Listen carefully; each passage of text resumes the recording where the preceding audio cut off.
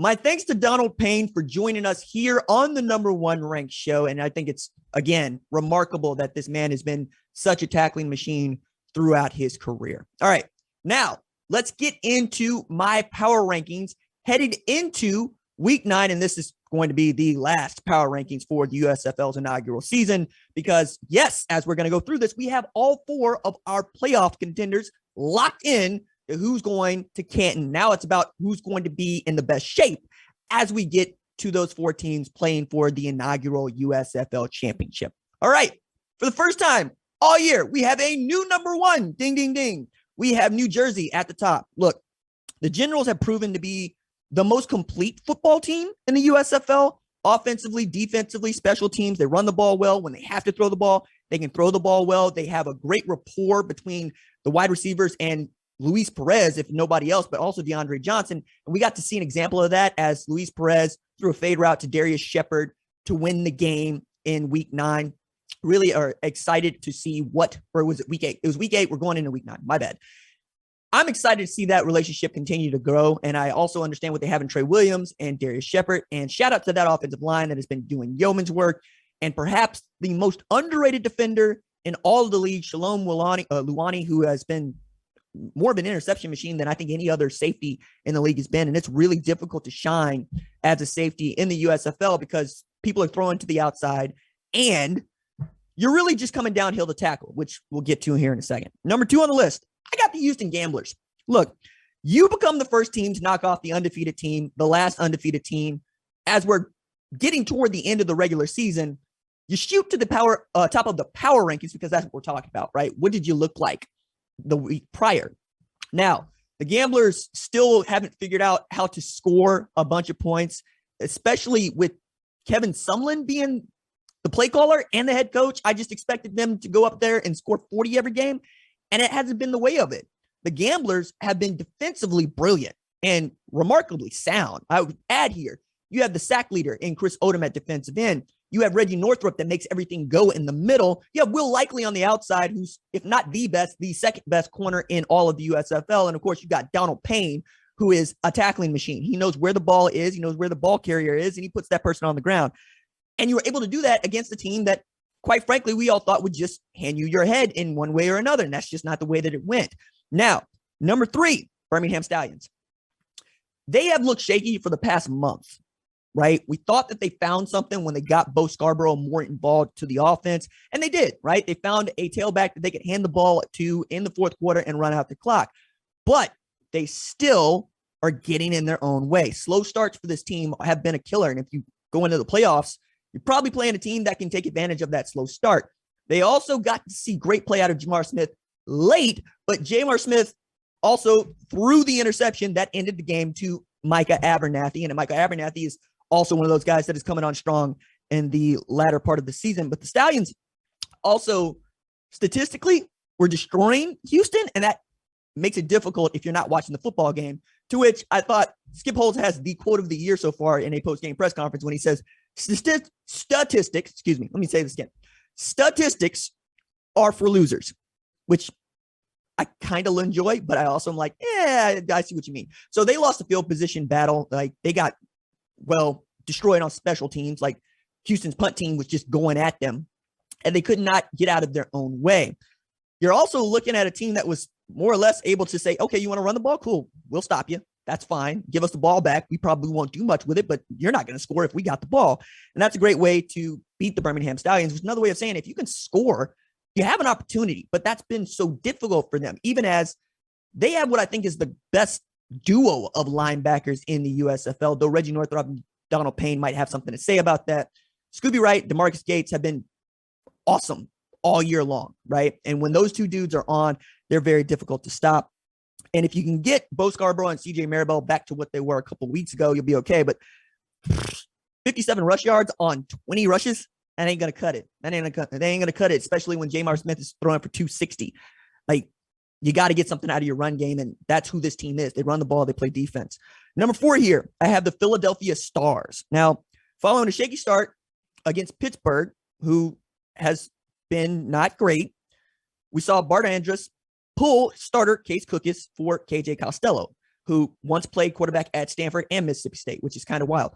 But neither one of those dudes looked any good against what I've always thought is a good Pittsburgh Maulers defense. Like Jared Horton doesn't get enough credit for just how good his defense has been because they haven't won that many games. They've won one, in fact, and they've been held back by their own quarterback play.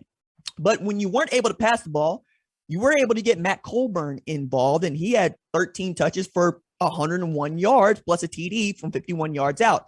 This is significant because Andrus's offense is built to showcase the quarterback and the wide receivers. They like to throw the ball around. So if you're getting something out of your running game, that's just a bonus. And that's a dangerous team to play going into the USFL playoffs if Case Cook is on, right? And Matt Colburn keeps being hot. They've also got some outstanding wide receivers that I really like in Bug Howard, who's tight end, but I call him a wide receiver, right? You also got Jordan Sewell, who's been outstanding. But more to the point here, Channing Stribling has created a no-fly zone, and Jordan Moore has turned himself into really the heart of that defense. If those things stay consistent, I feel good about my preseason dark horse pick, that is Philadelphia, to win the USFL championship. Bart Andrus has demonstrated he knows how to play this game. He knows how to take advantage of the unique USFL rules, and he is unafraid to challenge his opponents through the air and on the ground wherever he thinks he can get an edge. Number 5 here, I got the New Orleans Breakers, who picked up the last playoff spot that was available this past week with a win against the Tampa Bay Bandits. Now, they've been great defensively, particularly with Gerard Fernandez and Davin Bellamy, right? They got great play out of Reggie Howard, defensive tackle, who was released by the Michigan Panthers just the week prior. Now, or excuse me, not Panthers, the Bandits the week prior, because he played against the Bandits. And the Breakers quietly have been really good about picking up recently released players from the team they're going to play that week. Like they did this with Shea Patterson and the Michigan Panthers, and they've done it with Reggie Howard and the Tampa Bay Bandits. But they got a hole at quarterback that I just did not expect them to have, because Kyle Sloter was playing outstanding football through the first half of the season. Since then, he hasn't looked like the guy that he's demonstrated himself to be capable of being. He's thrown more interceptions now than he has touchdown passes, 11 INTs to 9 TDs. He got the hook early in the first half against Tampa. They put in Tulsa quarterback Zach Smith, who played well, then suffered an arm injury, and they went back to Sloter. Sloter still managed to throw an interception despite not really getting that many opportunities to throw the football around. Like he had like 12 attempts total. It's just not a good look. So Larry Fedora's got to be just beside himself trying to figure out what to do at quarterback. Now, he said in the post-game press conference that Kyle Sloter is going to be their starter, but he also said we got to take into account who's healthy. And he also said that Zach Smith could have gone back in the game if they needed him to do that. I think he's trying to let Sloter be the guy and get himself out of this slump. But I can't have a quarterback back there that's going to throw the ball to the other team and expect to win football games, because Fedora has been the first person to point this out. We shouldn't be in this position. We are playing good enough football to win games by double digits, and we're just not doing it. We're making it harder on ourselves than it has to be. But this team is also, like Philadelphia, very dangerous if both sides, offense and defense, are playing good football. And they got outstanding skill players offensively. You just got to get in the ball. Johnny Dixon being one of those dudes that they try to get involved. Jordan Ellis late, Anthony Jones late, right?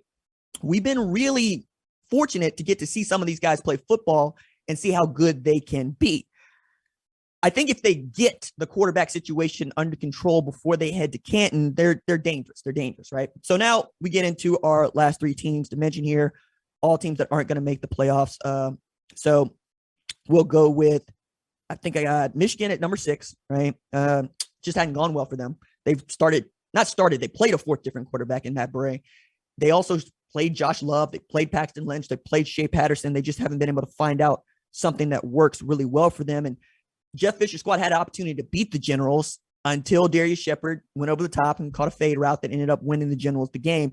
They've just been unlucky all year. It's not that they're a bad football team by any stretch. I mean, they had a 60-yarder from a kicker. They had a 2-point conversion in regulation, and they got the game into overtime against a playoff team in the Breakers, and they just came up short.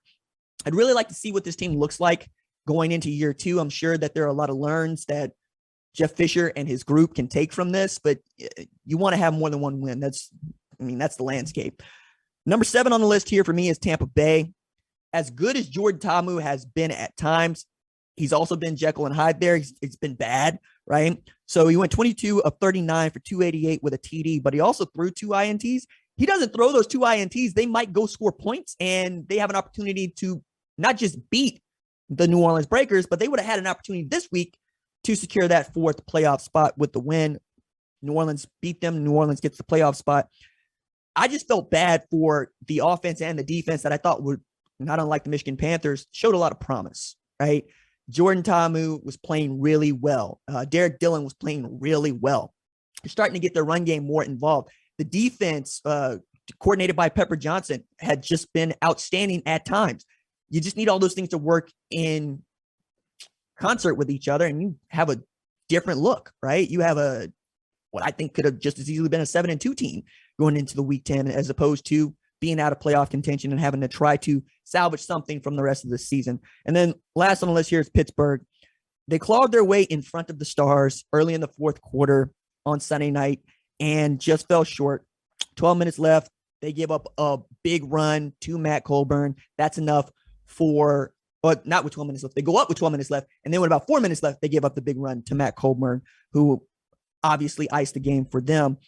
I just felt bad for Pittsburgh's defense as much as I feel for the offense, because you could tell what Kirby Wilson was trying to do from the outset. He wanted to build his team around a power running game and a great defense. But they weren't that good at running the ball, and they weren't that good at throwing the ball when everybody knew they had to throw the ball. And at times, they didn't have enough wide receivers on the field to even do anything out of a passing formation that might stretch the defense. Like at one point, they had 3 wide receivers on the roster that they could throw passes to, and good luck trying to run 5 wide with 3 wide receivers, for instance, right?